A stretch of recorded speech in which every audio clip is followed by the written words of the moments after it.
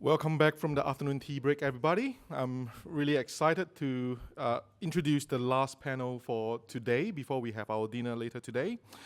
We have the Financing the Future Innovation and Equity in Higher Education funding panel. And the panel is moderated by Dr. Catherine de Fontenay. Catherine has been a commissioner of the Productivity Commissioner since 2019, and prior to that, she held an academic appointment as an associate professor of economics at Melbourne Business School, University of Melbourne.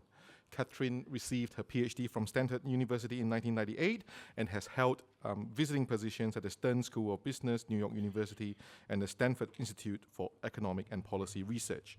At the Productivity Commission, she led the research on higher education in the 2023 Productivity Inquiry, and she's currently one of the commissioners on the inquiry into a skilled and adaptable workforce. Catherine. Very much, and thanks to ACSES for this amazing panel, ACSES, I should say. I've really been enjoying the conference, and I'm really looking forward to this conversation. As you know, the University Accord has suggested big changes to tertiary education, including big changes to funding, and some of those changes in funding have big ramifications for equity groups. So we're going to have a chance to discuss that, and I'm very excited about the composition of this panel. And they've helpfully sat in alphabetical order, so we're going to start from the far left. So we have Gwilym Croucher, who is an associate professor at Melbourne University and deputy director of the Center for the Study of Higher Education. His research focuses on different aspects of the political economy of higher education, and he's widely published. So a great topic. Professor Andrew Norton, otherwise known as Mr. Data, is a professor of higher education policy at Monash Business School. Andrew has held positions at ANU and was the program director on higher education at the Grattan Institute, and he's held a number of government and education advisory roles. And his study, Mapping Australian Higher Education, is one that we all rely on. Penny Szybiak is the Director of Planning and Performance at Charles Darwin University, and she has also worked at Curtin University, so she's bringing a wealth of experience on the challenges for regional universities and regional students, and I'm really glad that we're continuing that conversation from the last panel. And Mark Warburton is an honorary senior fellow within the Melbourne Graduate School of Education at the University of Melbourne. He has over 30 years' experience in the Australian public service and extensive experience implementing government programs in higher education and social security, including higher educations at the crossroads. So thank you all so much for being part of this conversation. So I'm going to lob questions at you, but please do jump in and add anything that you would like to talk about. So let's start with kind of the new conception of how we're going to manage demand. So as opposed to kind of set numbers of places, what are we thinking about after the University Accord? So is this cap system feasible in practice? How is this going to work at the level of an individual university? What happens if there is more demand than there is capacity? And what happens to proposed equity slots if there's too little demand for a course that has equity slots attached to it? Andrew, could you give us your views? Yes, I should first explain how the current system works. So we do have the Indigenous demand-driven system, which the Minister alluded to this morning. We've got fixed numbers for medical students, but for all other non-research courses, there is something called a maximum basic grant amount, which is the maximum you can receive in Commonwealth contributions, but you can take more students above that at the student contribution rate only. So it's kind of what I call a soft cap system. It's quite flexible, and many universities do what we call over-enroll. That is, take students on the student contribution basis only. At the AFR conference a couple of weeks ago, the Minister described this as a Hunger Games system. So he's basically saying that some universities are scooping up students while others are so-called under-enrolling. So they can't enrol enough students to use their maximum basic grant amount. And effectively he wants to end this system in favour of managed growth. Each university will have a fixed number of full-time equivalent students instead of a fixed dollar amount. There will be some leeway, some small leeway above that for student contribution only, but beyond that the system will be effectively hard capped. So a much less flexible system in its operations than what we have now. I suspect also we'll have what I call Job Ready Graduates 2.0, which is instead of the student contributions, there will be fixed allocations to particular courses the government believes are important for skills needs. The question is, can this system work? And one of the big problems will be for equity students, apart from Indigenous students who have the demand-driven system. And the Minister mentioned what he was going to do this morning, so this effectively demand-driven system for people from equity groups. But how can this work? I think what they're planning is that ATEC will try to some degree, forecast how many equity students there will be at each university. But this is going to be very, very difficult to do. So we've got a history of significant application fluctuations between years, which are often quite hard to predict where they're going to go. So there's always a lot of, even when you see the numbers going up or down in total, there's always a lot of volatility between institutions. Under the Minister's view, I think there'll be this new category of an equity student who is eligible for a place but has not in fact received one. I'm not sure how this can be operationalised. Will it be some minimum entry requirement the university set for the course? And then potentially some convoluted process where you try to convert this eligibility into an actual place somewhere. But I'm just not convinced this can work. If someone has applied for a particular university, they probably want to go to that university. And if ATEC or whoever finds them a place somewhere else, maybe they don't want to do that. And we can see in the data we have now that if people don't get their first preference course, much less likely to accept their second preference, third preference, etc. And so what I'm really concerned about here is that effectively due to the stronger caps on the aggregates, the universities will lose their flexibility to adapt to demand in basically real time during the offers process. And as a result, we'll end up with a system where the actual number of students enrolled is well below the theoretical capacity of the system because we have not aligned supply and demand. Thanks, Andrew. That was a really helpful overview, and it does point to some potential big risks in the new system. Just talk us through this. So there's a couple of issues that seem to come up in what you've outlined. So the first is, if I am a university that is close to my hard cap, is that going to mean that I then have an incentive to admit more equity students if they are outside of the cap? If you're sure they're going to be funded, I guess is the question. Because my understanding is, even though there'll be unlimited numbers of equity students you can take, that will inevitably mean you can take fewer other types of students. You think you'll have the same hard cap, but be encouraged to take equity students? Pennies at the coalface of this kind of stuff. So I'd like to hear your view of how this could work. Yeah, absolutely. That's what we're hearing, is that it will be an overall hard cap, unlimited equity within that. There's a magic term being floated at the moment, our glide path, which is the sort of amount that we can stay. It's a soft landing. Yes, It's a soft landing that we can sort of come down if we're over-enrolled. We get to keep some of that student contribution for some time with the expectation that eventually over time the supply of places will meet that demand somewhere in the middle. But overall we're hearing definitely it will be within an overall cap. And how hard will that be to manage? When, as you say, when you're in a live offer position, and for CDU we have a 3-semester intake, and so managing that across a 3-semester intake, it's hard enough to get within the plus and minus of our own internal targets, let alone a sort of a very hard cap. I think it will inevitably, you'll end up falling just below that because you won't want to go over it, and so you'll end up being a little bit conservative and probably on net, then the whole sector ends up just Again, under. driving the sector below the theoretical capacity. Right. So there is a risk that we'll be under-enrolled in a number of universities. Within a given university, what will be the financial incentive then to admit an equity student? The needs-based funding. Yeah, okay. Look, and I think they do have missions in this regard as Right. well. Like I think most universities are genuinely trying hard to maximise their equity numbers. Sometimes, as we heard this morning, it can be cannibalising from other institutions, but nevertheless they are trying hard. Yeah.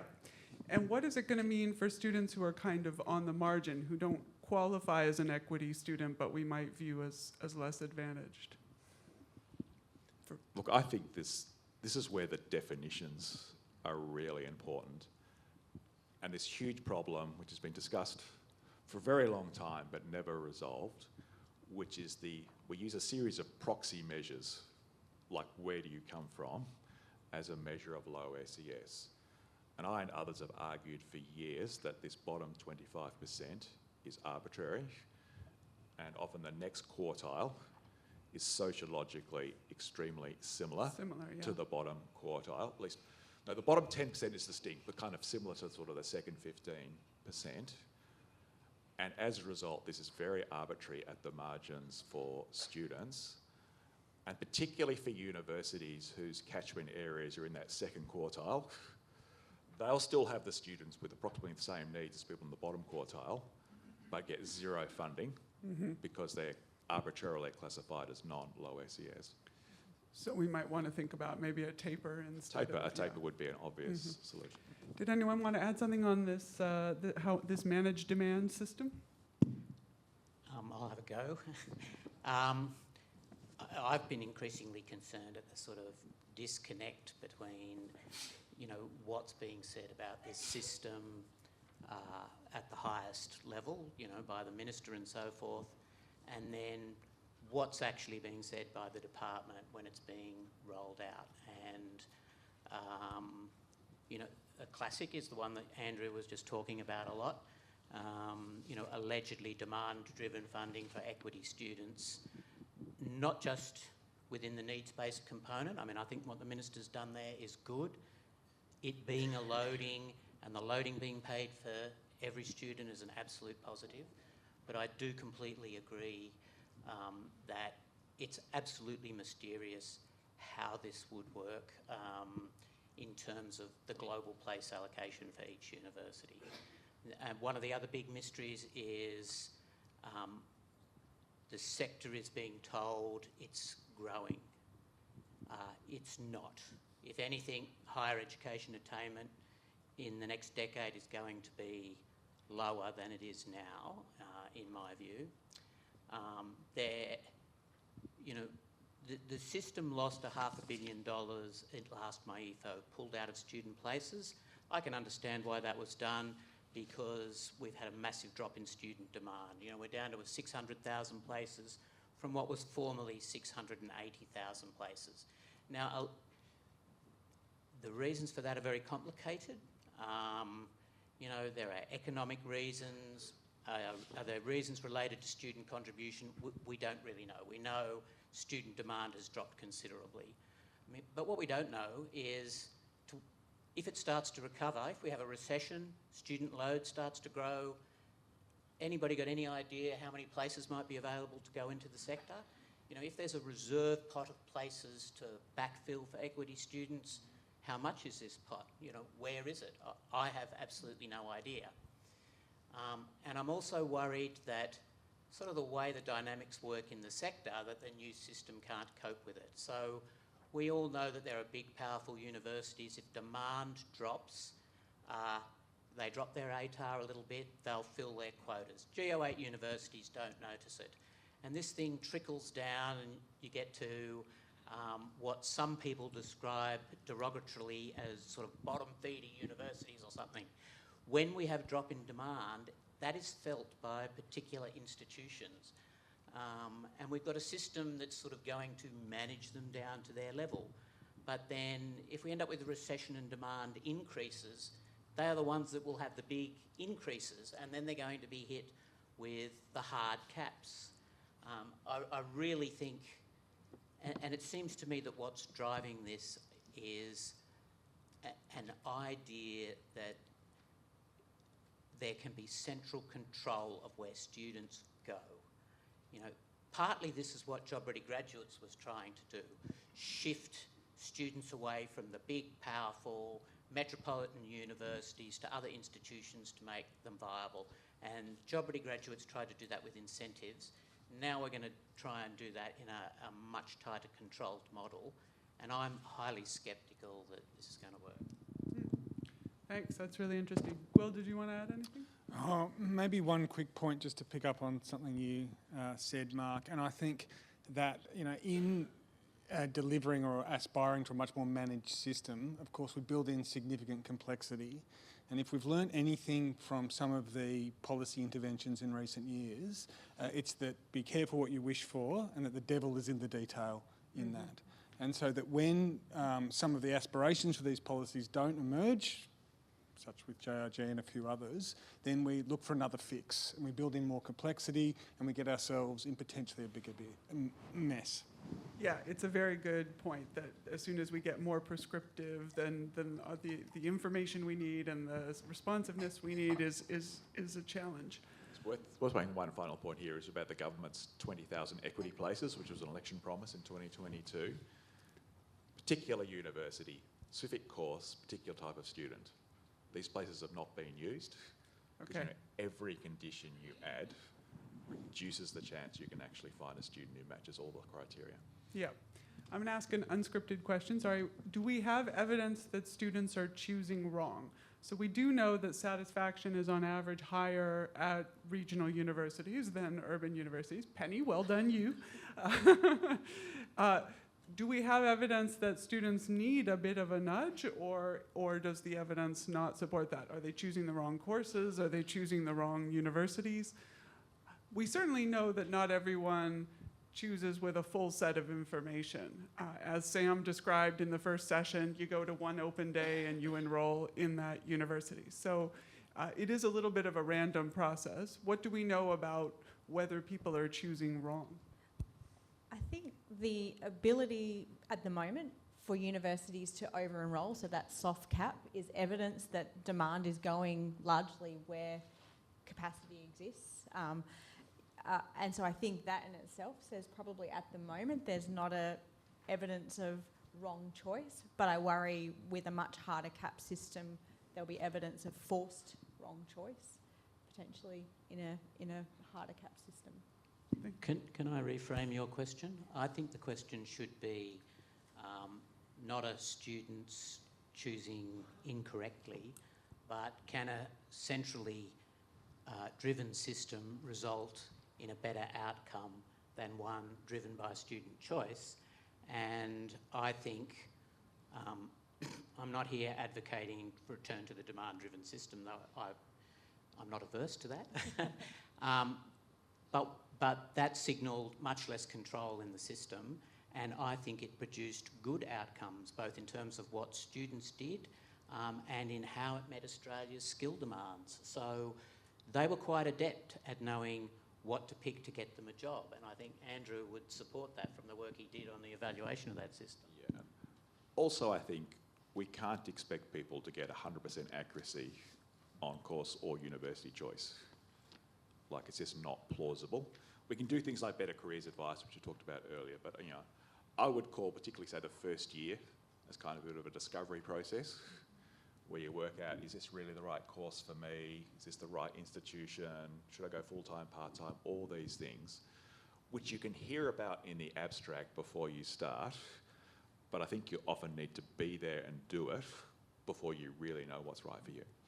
Yeah, thanks. Those are really excellent points. This new sort of more planned system will also require a pretty responsive system. So the additional complication here is that we're adding the Australian Tertiary Education Commission as an overlay to these funding structures. So these mission-based compacts are going to be negotiated with universities, between the university and the ATEC. is that going to complicate the timing? So can these negotiation timelines be streamlined at all? Penny, did you want to have a go? Sure.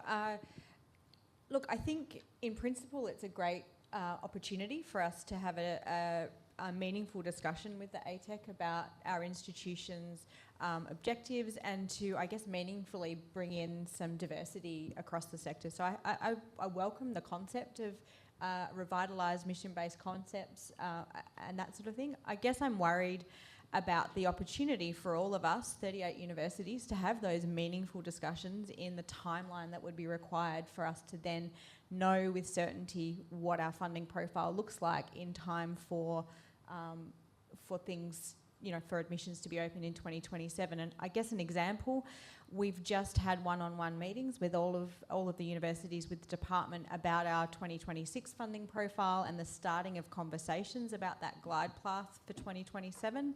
And I think it took the ATEC about 2 months to get around to those, and that was just a light touch conversation, not the meaningful needs-based funding and mission-based compact funding funding discussions. So from your point of view, when do they need to happen for 2027? Look, and to commend them, you know, they're starting those conversations now, and that's about when we need to start them. I still worry that's only a 12-month lead time for admissions for 2027.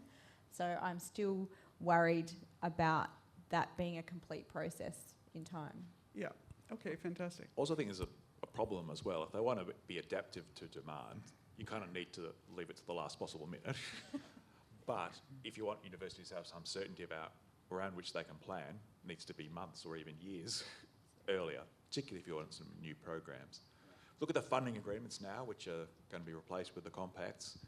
You know, I think the last ones were signed on 22nd of December 2024 to start 1 January 2025.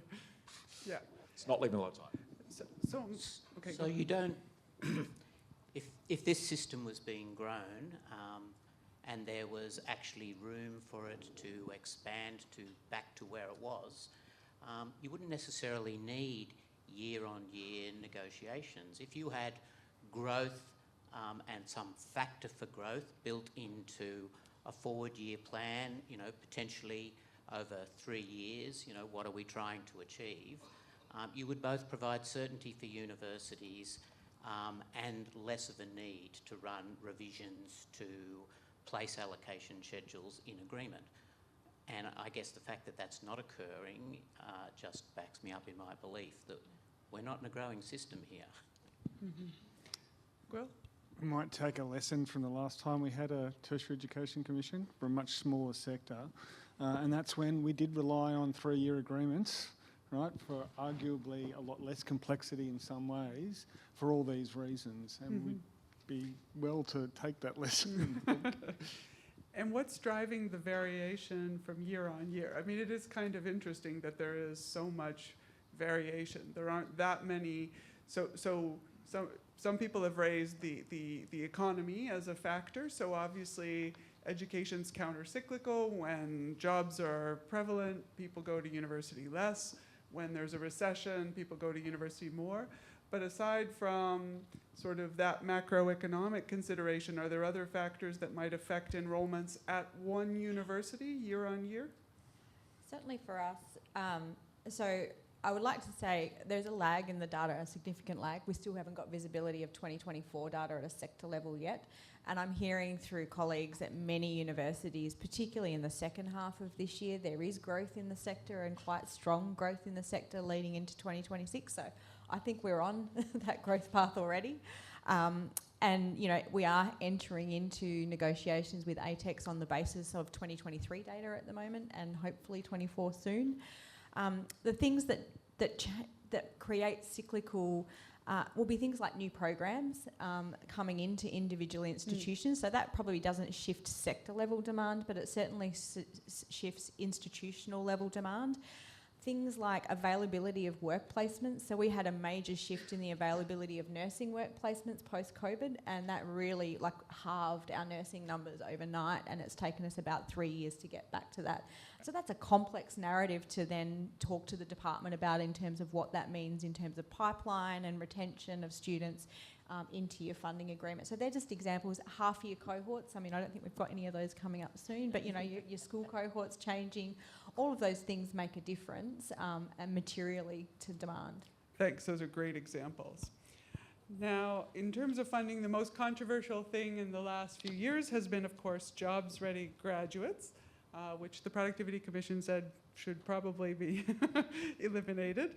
And probably is not going to have a big impact on steering people towards particular courses.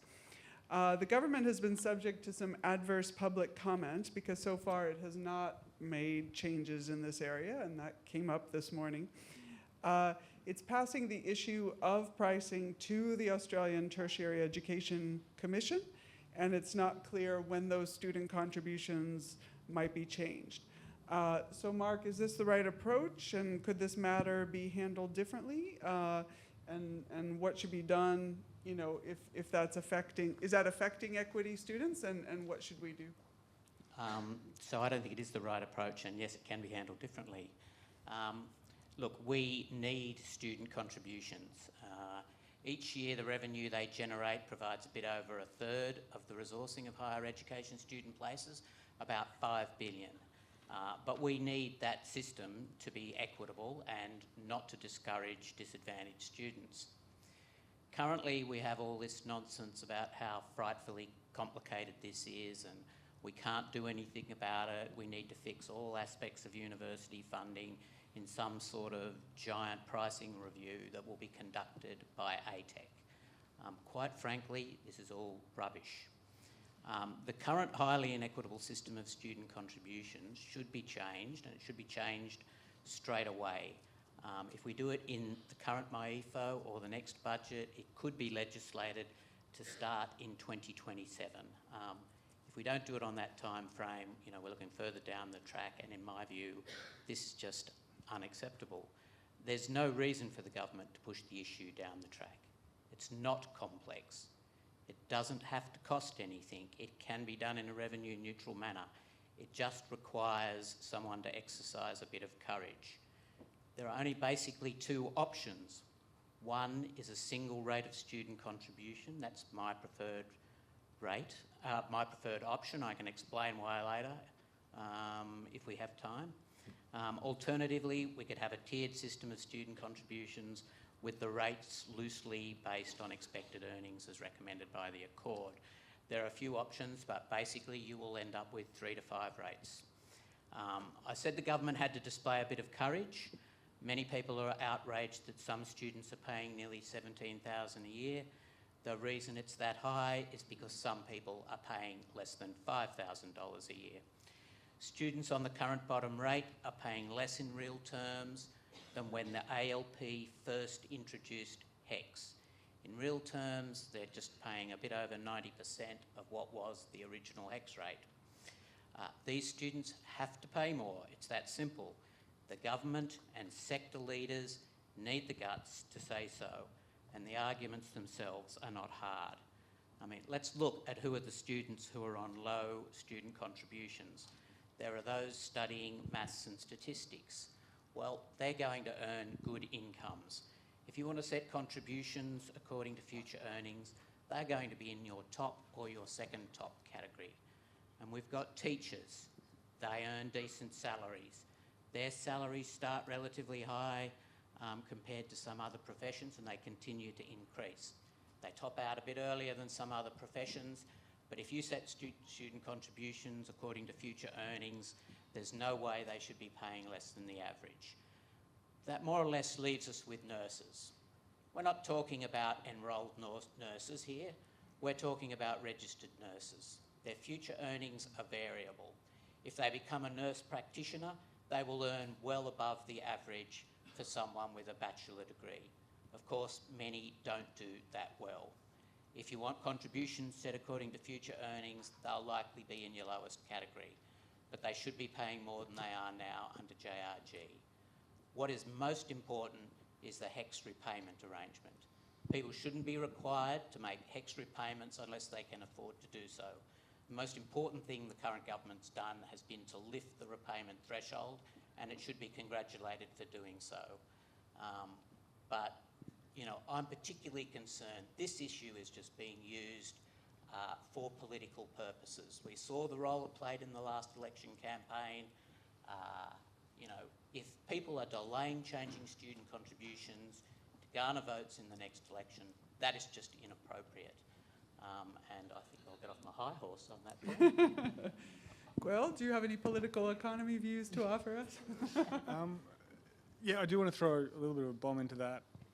And notwithstanding, you know, what is the absolute right way to set contributions, I just want to reflect on something the Minister again mentioned this morning, which is the cost of reversing JRG, right? Especially, and whether or not there's some people that are going to be winners or losers, we can talk about that. But because I'm a giant higher education nerd and I do these things occasionally, I did look back through the budget papers over the last 20 years to try and work out what was the year when there was the single largest increase in government spending on education, right, higher education. And then I narrowed that and I looked for CGS in particular.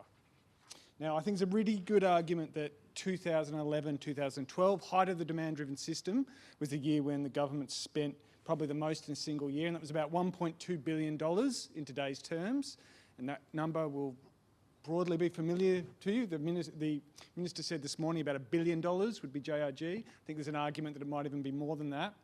But I think, and this is the bit that puts it in context for us. You know, for that $1.2 billion, we've got 50,000 extra places in higher education. If you just reverse JRG, you get zero, okay?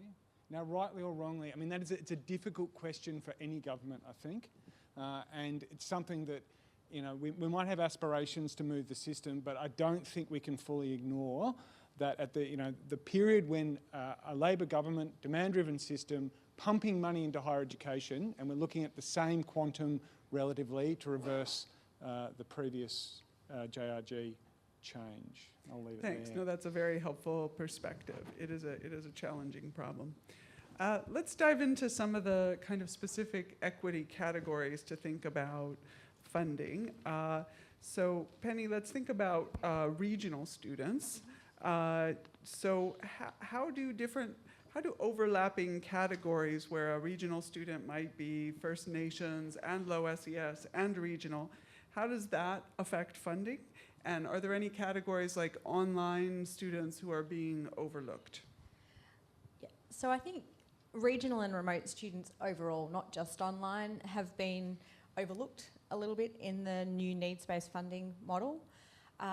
So yes, there's been a boost to the regional loading component of the needs-based funding model, but let's be very clear, regional loading is not for support of students, it's for the cost of operating in the regions. It's the cost of being a business in the regions. And so what will end up happening is the HEP component, the equity component for regional students, goes away. So those students that used to attract funding because they were regional or remote, very remote, and First Nations, they got sort of, I guess, counted twice in that formula, and they'll no longer get counted twice. And so really we have less money in real terms for those students. The government's argument for this was that there's a strong overlap between low socioeconomic, regional and remote and First Nations students, and so when you normalise for First Nations and low socioeconomic, largely the regional and remote students are doing as good as well as non-equity students. I would argue that's not the case. 60% of regional and remote students are not low socioeconomic and are not First Nation students, so there's not as much of an overlap as you think. And yes, they do as well in terms of success rates, retention rates largely. The online subcomponent of those cohorts, because they're twice as likely to be studying online, are doing a little worse, not a lot worse, but a little worse, a couple of percentages. And I would argue that the current HEP funding that is directed to those students has a lot to say about why they do well. A lot of the programs that are available at our institutions right now support those students and support them well. And I worry we're going to go backwards without those programs being offered to them. And I guess just to give you some examples of what CDU does with our HEP funding for regional and remote students. So some of the things that we do is provide support for students when they have to come on residential schools or when they need to travel for placements because they live in regional or remote or very remote areas of of the country, and going to do a placement or come for a res school means that they not only have to miss out on work, which the new CPP payments, which are great, will cover the lost wages during those couple of weeks, but it won't cover the cost of travel, the cost of accommodation. For many of our students, the average commencing age of our students at CDU is 35. They have child-caring responsibilities that they have to sort out when they go on placement. So those scholarships that we were able to offer under HEP will go away because a lot of those students won't meet that criteria. The other thing we use that money for is our campuses in Katherine, Alice Springs, Tennant Creek and Nhulunbuy do not attract regional loading because they don't have enough on-campus students in them because they're not big enough for us to offer comprehensive on-campus experiences. So what we use is that HEP funding to provide things like pop-up MBAs where we do intensives and our academics go to them to do intensive weekend classes so that they can have that experience. So all of that goes away under the current funding, and I worry that we're going to go backwards in our outcomes. And I think it's important to also remember that regional and remote students are still half as likely as their metro cohorts to start study. So there is still an access and participation gap for regional students, and so again, I'm worried that we haven't addressed that in the current funding model. So just a couple of comments on that. You were talking about mature age students. I think one of the most important things the government can do to assist equity students is provide decent income support. You know, broadly, we know basically unemployed people and students are well below the poverty line. Their payments are well below benchmarks of adequacy. It is even worse for mature age adults, 22 years and over. They're on like $120 a fortnight less than what we already know are inadequate payments. So if somebody was to say to me, what should be the priority for government expenditure, I think in the income support system, that's where I would go. Now, your comments were very, very interesting. When needs-based funding was announced, I thought it flagged a much more sort of comprehensive forward work program about, you know, how much is really required to assist disadvantaged students. And Nadine Zacharias and I at one point had some great discussion at a conference about, you know, would you look at, would you pay more for students with multiple disadvantage, and how would you assess this and all the rest of it? And what we've got is a sort of needs-based funding is a sort of nice sounding banner that's been stuck over the top of regional loading and HEP with some revision to formulas and slight change to quantum. And seemingly, you know, that might be an okay place to start, but I mean, you know, is that it? So, some really interesting points there. Penny argued that the cost structure of regional universities is higher than the cost for urban universities. So, Gwil, you're doing some interesting data work on the actual cost structures of universities, which I do think we don't know quite enough about.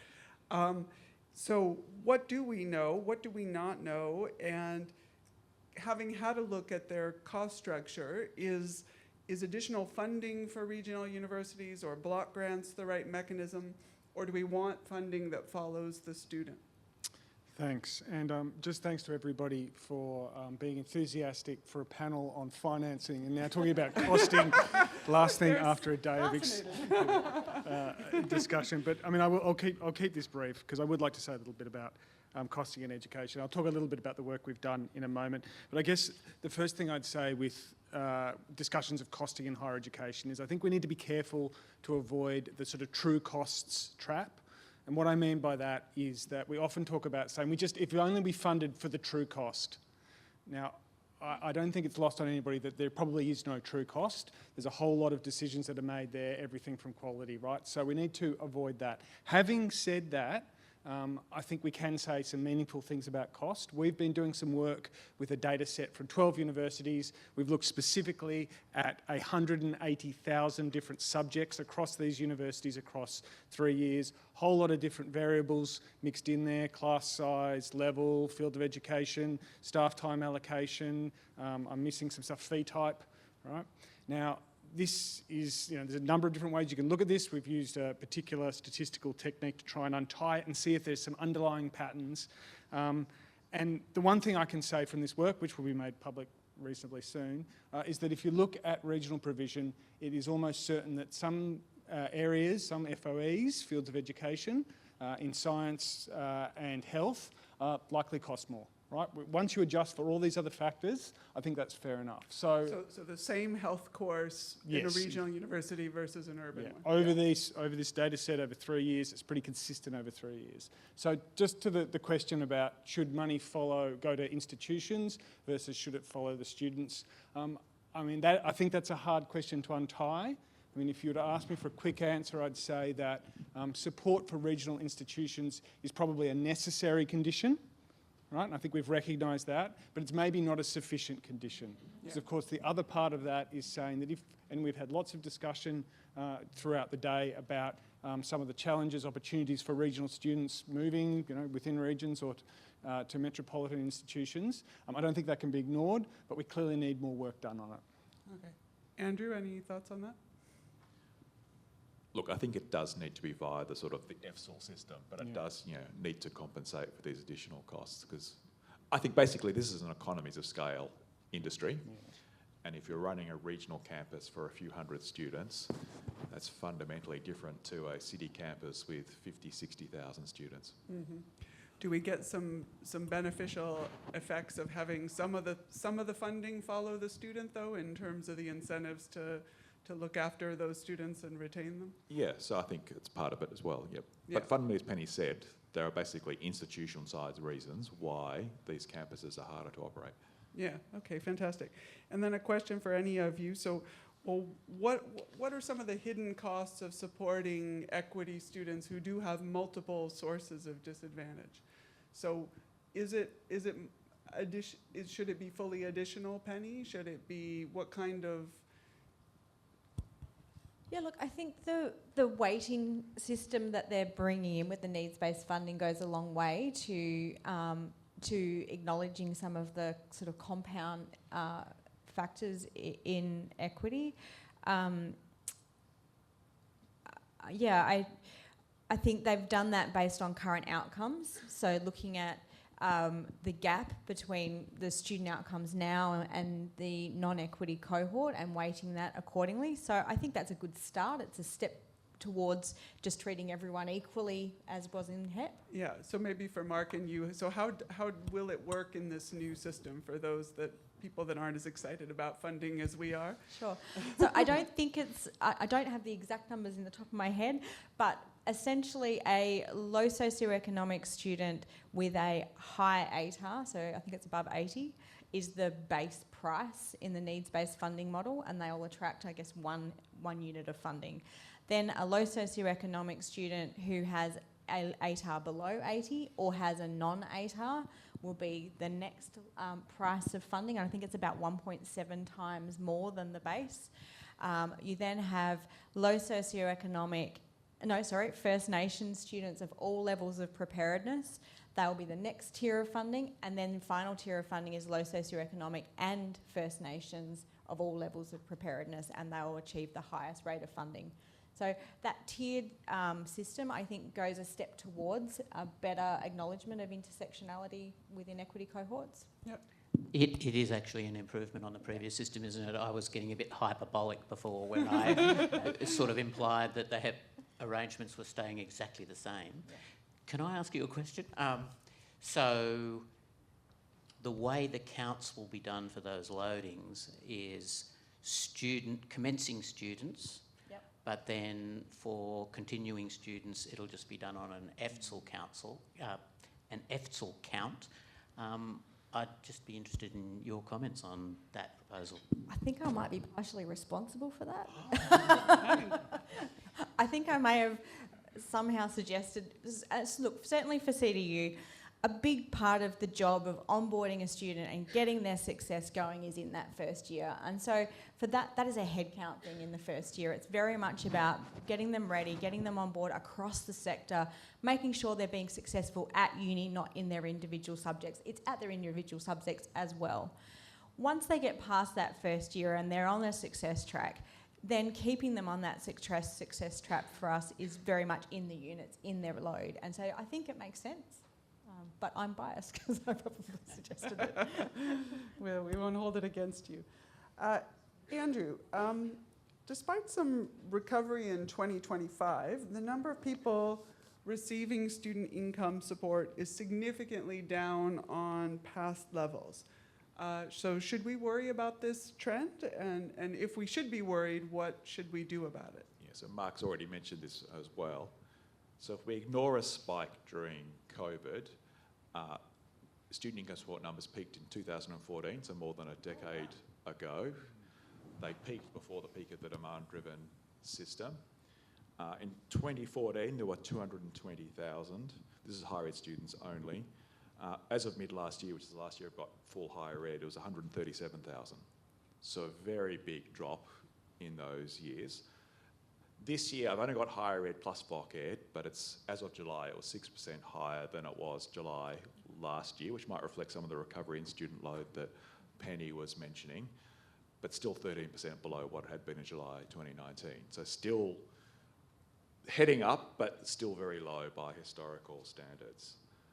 So I think there's a couple of reasons why I think we should be concerned about this.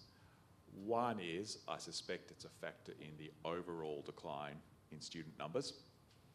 That is, people need to finance themselves, mix of personal earnings, family and income support. If you can't make some combination of those three work, you probably don't go to uni, or you do and drop out very quickly. The other reason for concern, I think, is about completions. So the department did an analysis using MADIP, which is now called PLIDA, which is basically administrative data, where you can track the same individual over time and control for a whole lot of other factors that's available in the government data.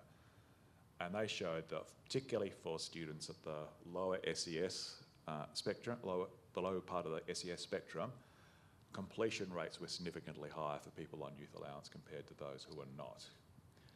And I suspect the causal pathway is actually getting them to study full-time, because part-time is a huge risk factor for non-completion, and ensuring that the work hours that they did were not so great as to fundamentally interfere with their capacity to do the necessary study. And I think that probably is the key reason why we should be concerned about why these numbers have gone down, that there's a larger group of people who probably do not have the practical hours in the day to successfully complete their courses. And do you think that, oh sorry, go ahead. Oh, I was going to say one thing that you actually sort of haven't mentioned that I would like to highlight is how increasingly difficult it has got to obtain income support. I used to work in the Department of Social Security many years ago. There was a big issue about timeliness. Payments were to be made timely. And I was absolutely shocked when my son reached the age of independence and he was studying full-time and he could apply. It took them 6 months to give him a payment. So basically he was lucky, he had cashed up parents, we could bankroll him until he got his back pay. But not everybody is in that position. If you're not going to get paid, if you're eligible and entitled and you're not going to get paid for 6 months, I actually think that's an outrage. I'm getting hyperbolic again. Yeah. And I actually think the difficulty in applying for income support is one of the reasons. It's actually easier almost to go and get a job, and then you're driving people into part-time work when that's not necessarily going to produce the best outcome. And so I agree with you, Andrew. It's a problem. Yeah, so I think I had some speculation as to causes, and one of them is things like that. So Services Australia does actually publish rates of rejection for payment applications. It's about a third in student income support, which is pretty high. And I don't know to what extent the people were never really eligible or whether they just failed to negotiate the complex bureaucratic requirements to get a payment. There is something going on here with the student labour market. So it's still booming. We're still got about 70% of students who are working, which is about 20 percentage points higher than it was 5 or 10 years ago.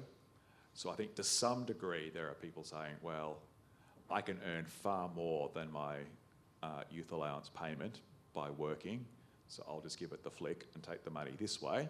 So financially they're actually going to be better off. But the risk is that they're spending too much time in paid work, dropping back to part-time study, not doing as well as they could have done if they'd spent more time studying. Yeah, it sounds like we really need some research to dig into and sort of be certain what the real barriers are, but that's fascinating. I'm going to turn to some questions from our fabulous audience, but please do enter your questions. We'd love to hear them. Question from Ben Archer. With 42 universities and 8 university colleges in 2026, are CAPs going to create more of a Hunger Games scenario? Do we have too many providers for sustainable viability? Who wants to take it? Either of you, go ahead. I think most of us hate mergers, so the answer is no. Mergers cause chaos. And we have pretty big universities by world standards, right? So making bigger universities, I don't know if it's going to help the problem. And also if you look at the providers with the strongest student satisfaction, what do they all have in common? They're small. Yeah. And so in terms of this managed demand system with hard caps, so does it create any competition between these providers? I mean, I guess you would think of the Australian system as having too little competition if in addition we create hard caps. Well, one of the unknowns here is what are the status of the private higher education sector in this system. So to some degree, they can adapt and scoop up the students who might miss out. But largely, I think they are distinct markets. You know, the private providers survive by offering a niche offering that you cannot get in the public university system. And so I actually don't think there's that much traffic between them. Yeah. I actually think this is, so you've asked, does it create competition, which is a classic productivity commission Yes, it is. question. The system is going in the other direction. This is, if anything, this is constraining. I mean, I think they're trying to deal with some viability issues for small providers by constraining the big players and hoping that that pushes students towards other parties improving their viability. I'm a little sceptical that it will work to some degree, maybe. But Yeah, it's a worry. It's worth noting some of the providers that are most under-enrolled are in regions where they've actually got some natural protection anyway for the students who want on-campus experience. So, you know, I'm very sceptical of the ability of government to basically steer students. They're not, you know, units on a spreadsheet you can just move around. They've actually got their own will in this matter. And we see that, you know, convenience to a campus is one of the big factors people consider when they're wanting to go to university. Yeah, I tried to get my daughter to go regional, drove her out. Nothing doing. No. Excellent. And look, we do extensive market research and you know, the reverse about trying to keep students in the regions. And, you know, it's about student choice, and we know that for part of the market, there's a market that says staying local, being close to family, being close to friends is what I want, and that's why I stay in the region. And for then another part of the market, it's about spreading my wings and having that city experience that I've never had. And neither of those are related to funding or places or even the university that I'm choosing. Mm-hmm. No, those are great points. A fascinating question from Tim Pittman. Are any of you concerned that some universities might try to game the managed growth system? And if so, how? Of course they'll game it, but exactly how, we need to know the exact rules. There's not a policy in higher ed history that hasn't been gamed. Excellent. Another question on the hard cap.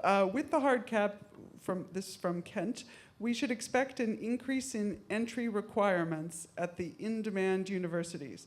Will that have a negative equity impact? So I guess it depends what the cap is, whether it will mean higher entry requirements or not. But I like your point that they can use the entry requirements to make sure they hit their cap, and it's the smaller it's the non-group of 8 universities that will experience more fluctuations. And there's also this point, if the caps are set really high, then it could be a de facto demand-driven system. Right, right. Okay. I don't think they will be, because the people in Treasury won't like that, but that is a practical consequence. Excellent. And we have a question from Natalie Nelms.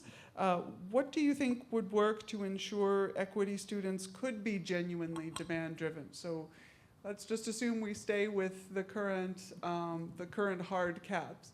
Could we run the equity system as a completely separate system where they're over and above your caps?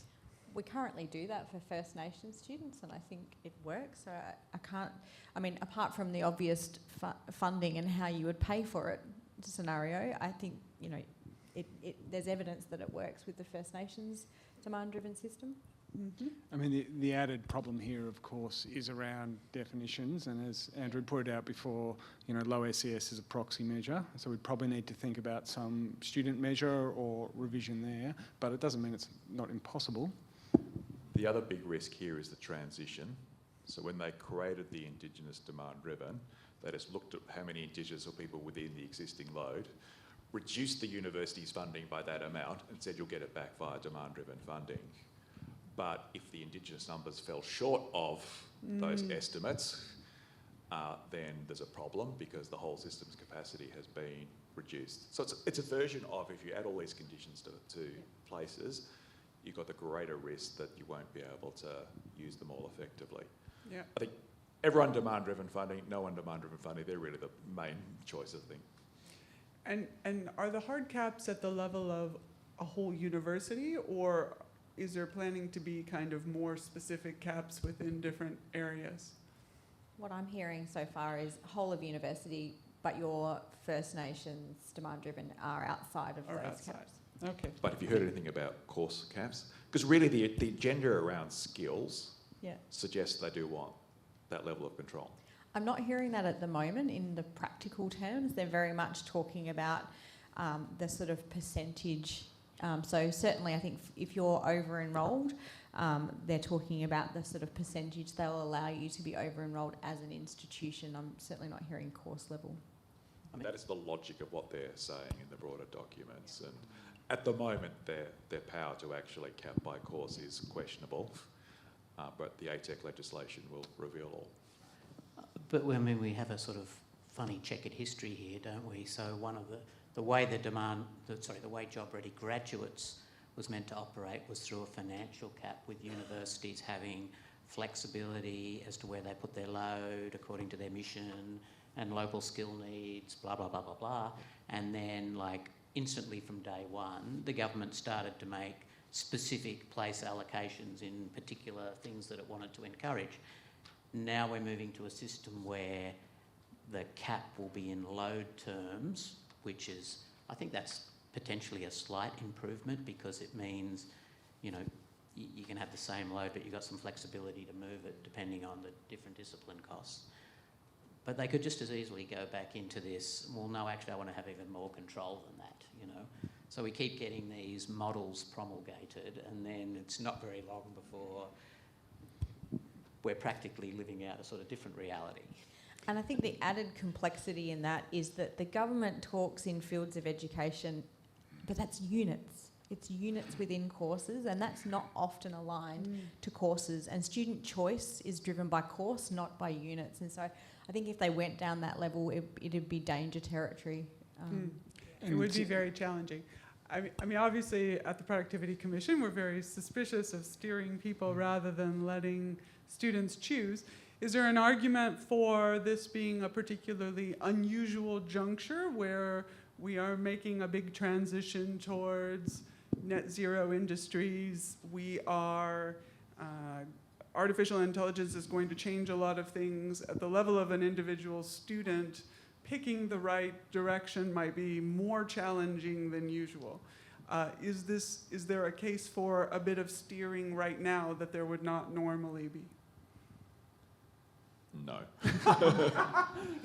I think So are that you sure? I'm just look, curious. The reason is this is still fundamentally a demand-constrained system. So if you want to steer students towards these courses, you have to sell them the idea of these courses, not say you can't do, A, B, and C, so you'll do D instead. That Right. won't work. That, You have yeah, to sell that will D. lead to You have to high sell D, attrition. yeah. Okay, what he thanks. That's a said good would- way to think about Can it. I just add something else to that? Yeah. I mean, I think there is an implementation question here. If we go back to a period where we had designated places, so that was a lot of CSP postgraduate places, there were some quite hard caps there, and history shows that they weren't always held to. There was a long time to reconcile these places. So although there was a very clear rule, in practice, whether that rule was applied, more it's a rubber. very different story. Interesting. Okay. So- But there was huge under-enrolment for education for a while Yeah. in postgrad education because it was capped. Because it was Well, capped. there was an allocation that could not be used. I would like to think that there is work that needs to be done in terms of, the government wants, we're trying to create more domestic industries. I'll leave aside my views on defence industries, but we're trying to promote defence industries. There is a job of collaboration to be done to try and identify skill needs and how both the vet system and the higher education system, can meet those needs going forward. They might be more about design of courses, speed to market of those courses, and I think that collaborative work needs to be done. But I think I fundamentally agree with Andrew's point that, you can't compel people to do the courses. Students will go there if they know there's good jobs, there's interesting work, and it's an offering that they can accept. It's got to exist. Fantastic. We have a nice question from Hannah Forsyth. Speakers are assuming that flexibility, economic responsiveness is the domain of student choice, but what about more flexible course or system design? And I guess there's a broader question there about whether this new system is going to allow for a lot of flexibility and agility at the institution level. I think it would, personally, I think it will do the reverse. I think when you put more constraint on the funding, you generally, what I've seen in the past is you then put more constraint on course design and flexibility and adding features across the sector. I certainly know at CDU, one of the things that attracts people to CDU is the flexibility in not just being online, but what that means throughout the pervasive student experience. So I think it's important, but I think a more constrained sector will actually do the reverse. Thank you. Yep. Oh, I guess I could add here that, there are other possible worlds with all of this, and in Australia, we're very fond of the 3-year bachelor degree, for example. Other places around the world have 2- and 4-year degrees. These sort of things just aren't part of this debate. So if the question is around, will this system enable the kind of innovation that you might see elsewhere? Maybe not. But I don't think that's the question that's being asked with the design of this system. And online has come up a few times. It sounds like online is used extensively by regional students, and obviously online is growing in market share across the sector. What are the funding arrangements for online versus face-to-face? Is it identical or, yeah. Identical. Does that give universities too strong an incentive to offer online? I don't know, there's often a fallacy that it's cheaper to do it online, and it's not.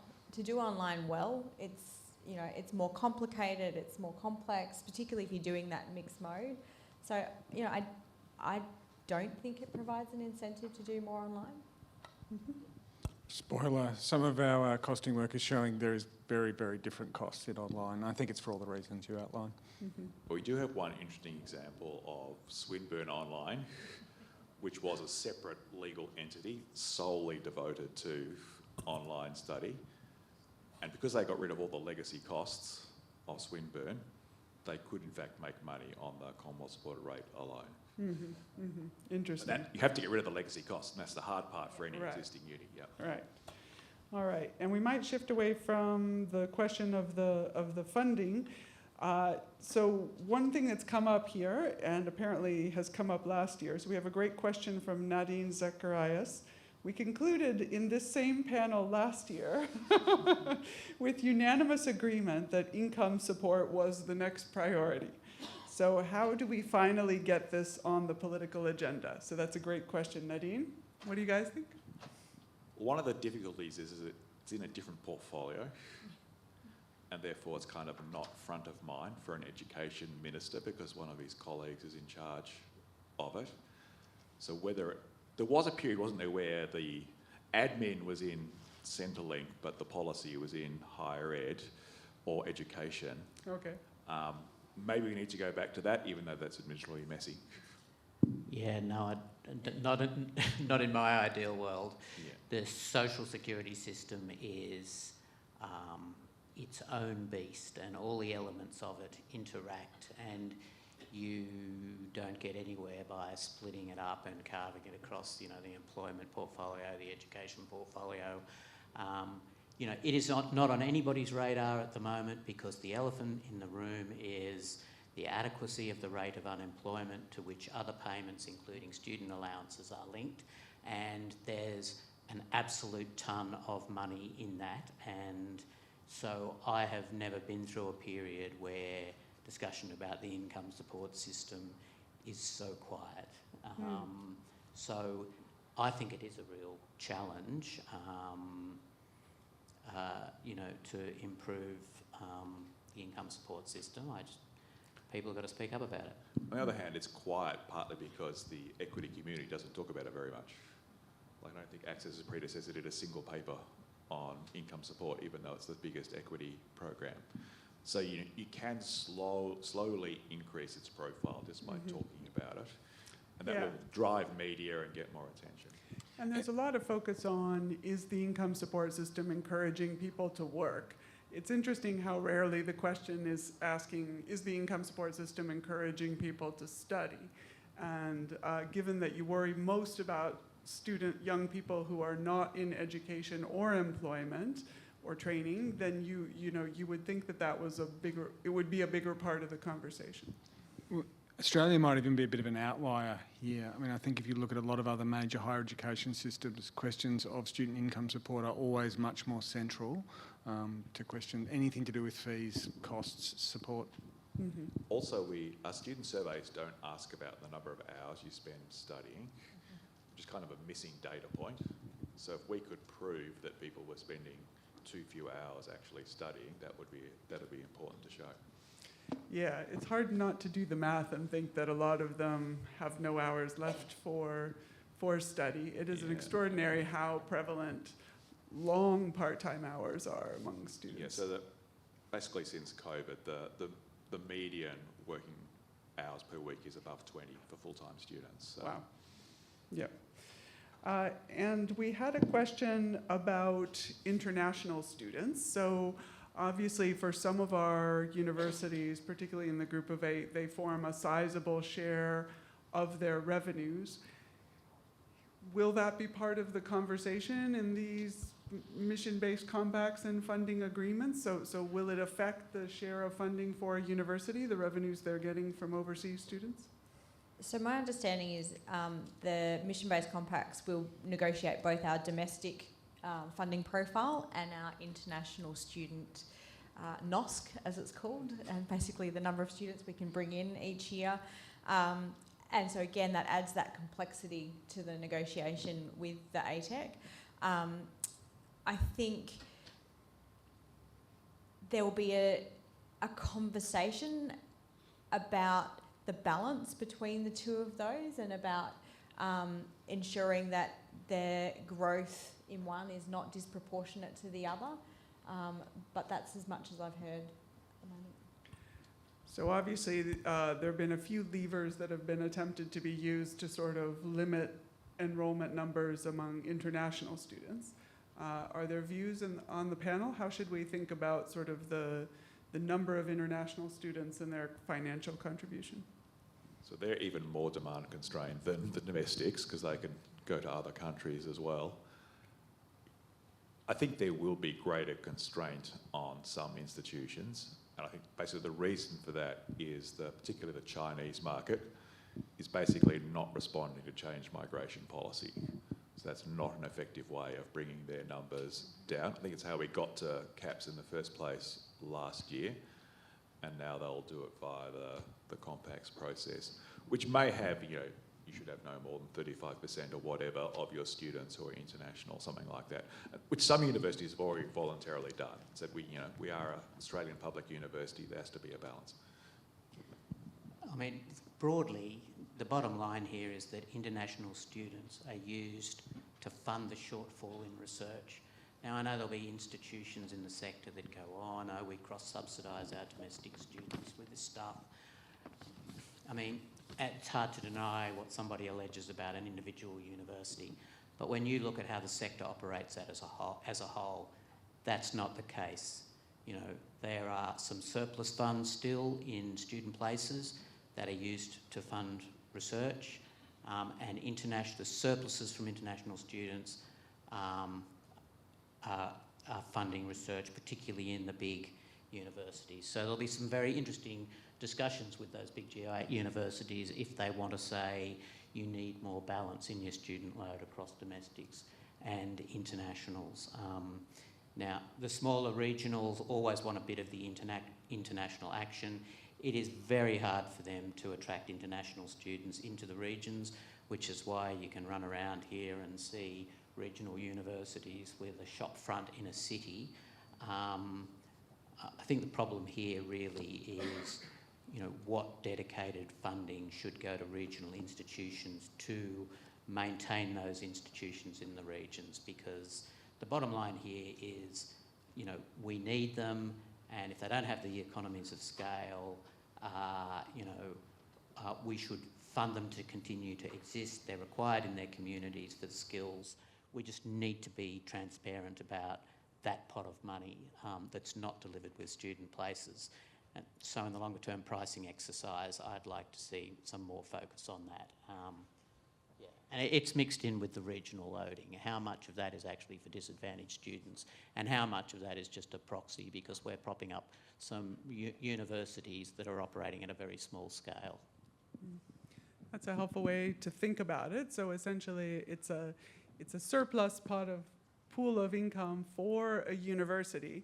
And really the question is, when we're thinking about our public institutions, is, well, how are they spending that pool? I personally am concerned that we don't see a great increase in domestic student satisfaction over a period where their institutions got much richer. In fact, it seems to go the other way, that those institutions, some of those institutions are experiencing declining satisfaction. What are your views? Should there be a tax? Should there be how should we address? Nope, we're not going there? Okay. Wow, they refuse to answer the question. Okay.